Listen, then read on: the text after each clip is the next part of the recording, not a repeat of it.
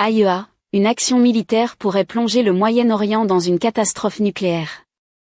Découvrez les perspectives critiques de l'AIEA sur la sécurité nucléaire de l'Iran suite aux récentes attaques. And I now give the floor to Mr. Rafael Mariano Grossi. Thank you very much, Madam President, dear Secretary General, dear Madam Under-Secretary General, dear friends. Attacks on nuclear sites in the Islamic Republic of Iran have caused a sharp degradation in nuclear safety and security in Iran. Though they have not so far led to a radiological release affecting the public, there is a danger this could occur. The AIEA has been monitoring closely the situation at Iran's nuclear sites since Israel began its attacks a week ago. As part of its mission, the AIEA is the global nerve center for information on nuclear and radiological safety, and we can respond to any nuclear or radiological emergency. Based on information available to the AIEA, the following is the current situation at Iran's nuclear sites, which I offer as a follow-up to my most recent report to this Security Council. The Natanz enrichment site contains two facilities. The first is the main fuel enrichment plant. The initial attacks on the 13th of June targeted and destroyed electricity infrastructure at the facility, including an electrical substation, the main electric power supply building, an emergency power supply, and backup generators. On the same day, the main cascade hall appears to have been attacked using ground-penetrating munitions. Second facility at Natanz is the pilot fuel enrichment plant. It consists of above-ground and underground cascade halls. On the 13th of June, the above-ground part was functionally destroyed, and the strikes on the underground cascade halls were seriously damaging. The level of radioactivity outside the Natanz site has remained unchanged and at normal levels, indicating no external radiological impact on the population or the environment there. However, within the Natanz facility, there is both radiological and chemical contamination. It is possible that uranium isotopes contained in uranium hexafluoride, uranyl fluoride, and hydrogen fluoride are dispersed inside the facility. The radiation, primarily consisting of alpha particles, poses a significant danger if inhaled or digested. This risk can be effectively managed with appropriate protective measures, such as using respiratory devices. The main concern inside the facility is chemical toxicity.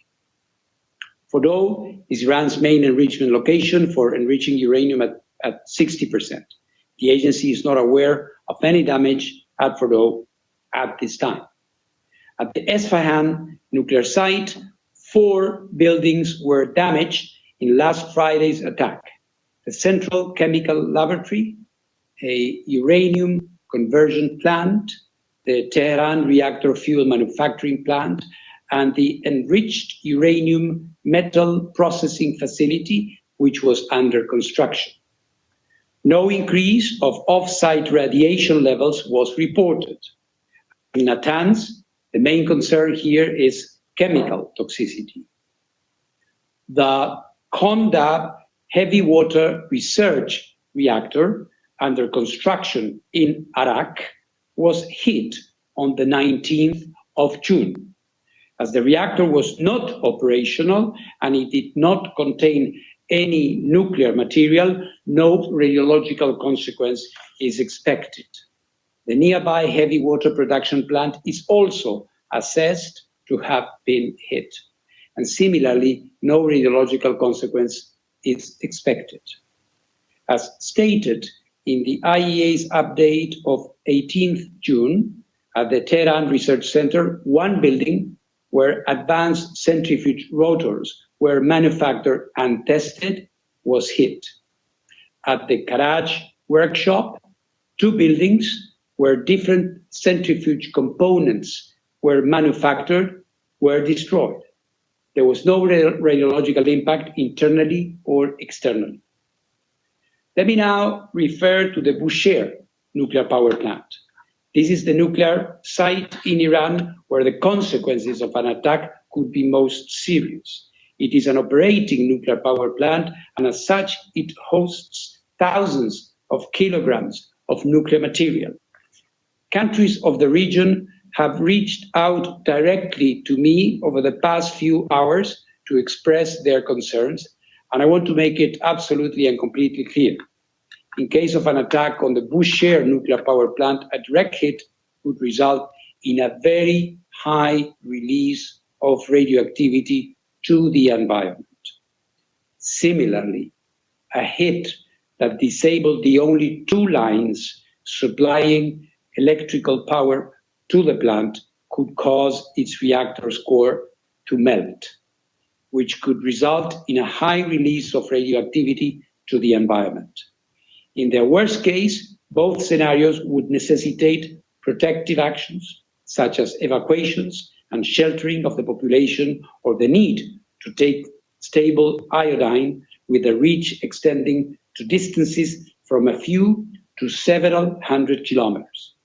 Radiation monitoring would need to cover distances of several hundred kilometers, and food restrictions may need to be implemented.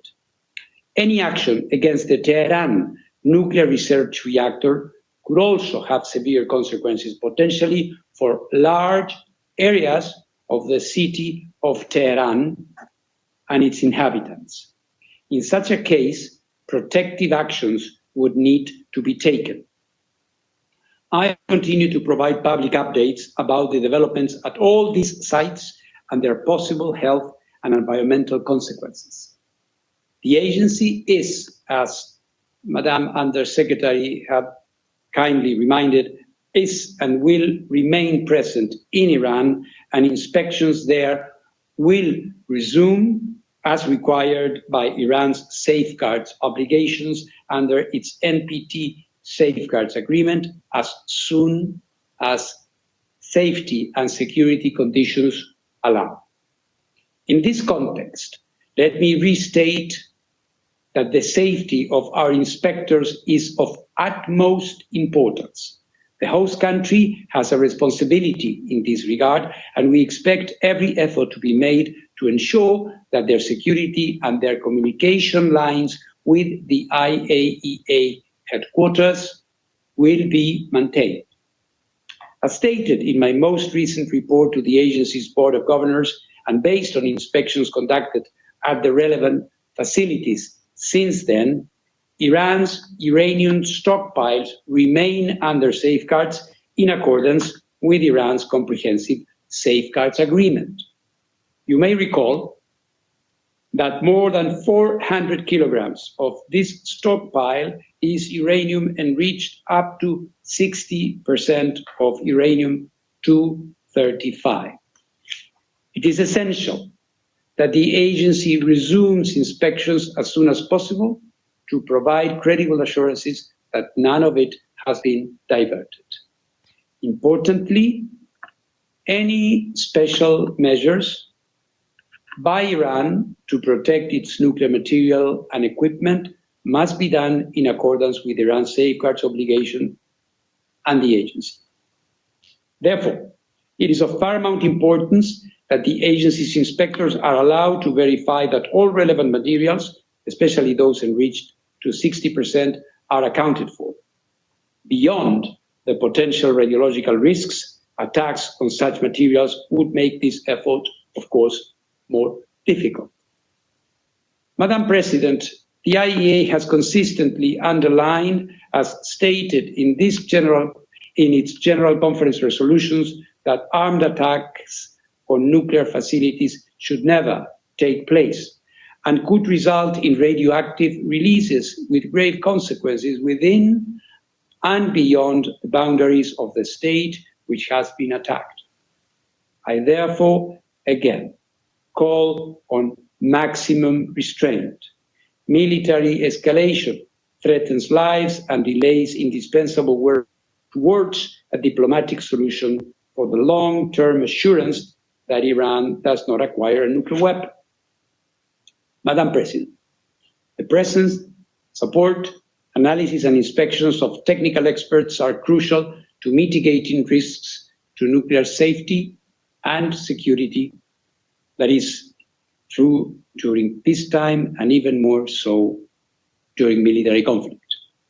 For the second time in 3 years, we are witnessing a dramatic conflict between two UN and AIEA member states in which nuclear installations are coming under fire and nuclear safety is being compromised. The IAEA, just as has been the case with the military conflict between the Russian Federation and Ukraine, will not stand idle during this conflict. As I stated in this chamber just a few days ago, I am ready to travel immediately and to engage with all relevant parties to help ensure the protection of nuclear facilities and the continued peaceful use of nuclear technology in accordance with the agency mandate, including by deploying agency nuclear safety and security experts, in addition to our safeguards inspectors in Iran, wherever necessary. For the IAEA to act, a constructive professional dialogue is needed. I urge the members of this council to support us in making it happen sooner rather than later. The IAEA must receive timely and regular technical information about affected nuclear facilities and their respective sites.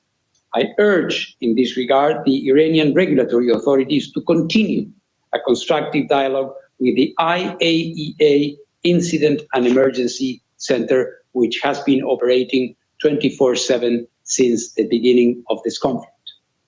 Nuclear facilities and material must not be shrouded by the fog of war.